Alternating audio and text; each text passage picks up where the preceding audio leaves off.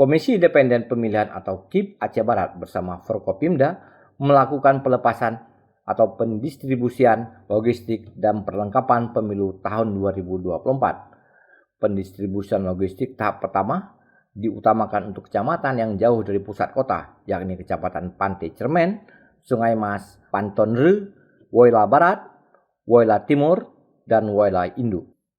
Sementara itu, pendistribusian logistik pemilu tahap kedua akan dilakukan pada tanggal 12 Februari yang meliputi Kecamatan Kawai 16, Bubun, Samatiga, Arongan Lambalik, Merbo, dan Johan Pahlawan.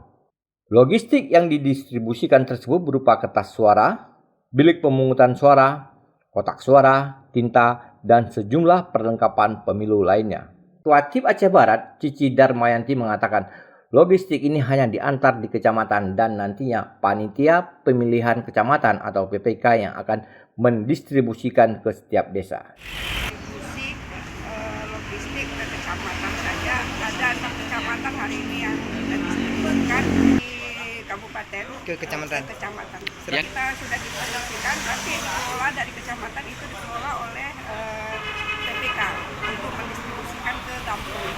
Mendistribusikan semua logistik untuk baik itu perlengkapan ataupun surat suara semua logistik pencoblosan di hari ini.